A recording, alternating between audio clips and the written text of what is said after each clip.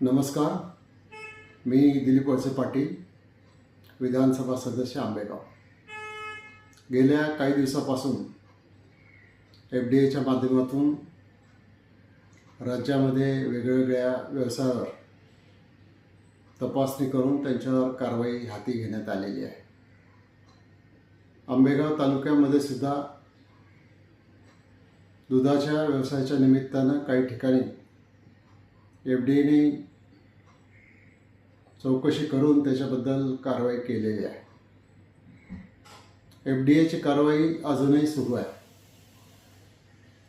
या संदर्भामध्ये माझे काही राजकीय विरोधक जाणून बुजून ज्या गोष्टीशी माझा काही संबंध नाही अशा गोष्टीचं नाव जोडून माझी प्रतिमा मलिन करण्याचा प्रयत्न करत आहे. या संदर्भामध्ये मी माझी भूमिका अतिशय स्पष्ट केलेली आहे की अशा प्रकारची भेसळ करणारी व्यक्ती किंवा कंपनी किंवा संस्था कुठली जरी असली तरी त्याला मी पाठीशी घालणार नाही. FDA विभाग त्यांच्यावर कारवाई करायला पूर्णपणाने सक्षम आहे आणि पोलीस विभाग देखील त्यांच्यावर कारवाई करायला सक्षम आहे.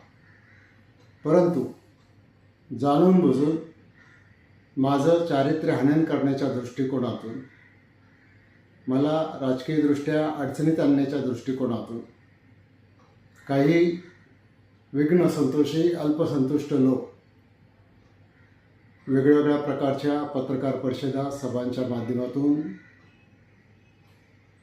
भूमिका मांडून माझ्यावर खोटे नाटे आरोप करत आहेत. या संदर्भामध्ये मी पहिल्यांदाच हे स्पष्ट करू इच्छितो, अशा प्रकारच्या भेसळीच्या प्रकरणामध्ये माझा कुठलाही संबंध आढळल्यास मी सार्वजनिक जीवनातून निवृत्त व्हायला तयार आहे. 1 मिनिटंसुद्धा वाट बघणार नाही.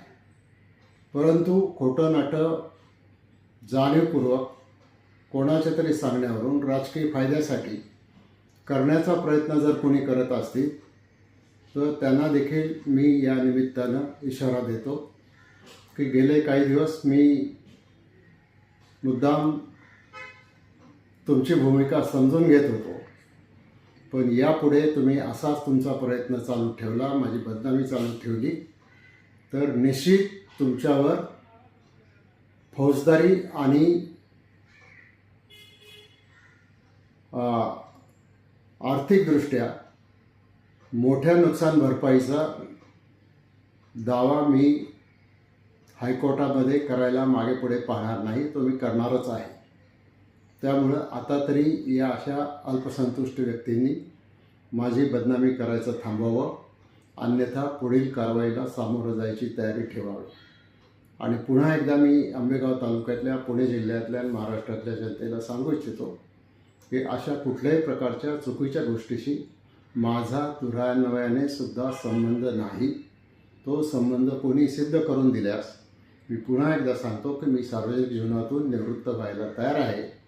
मला असं वाटतं याच्यामधून समाज माध्यमं, YouTube channels, print media, electronic media या सर्वांनी याची नोंद घ्यावी आणि याबाबतची माझी भूमिका ही स्पष्टती जनतेपर्यंत जावी. म्हणूनच आज मी हा व्हिडिओच्या माध्यमातून आपल्याला सर्वांना अतिशय नम्रतेचा संदेश देत आहे.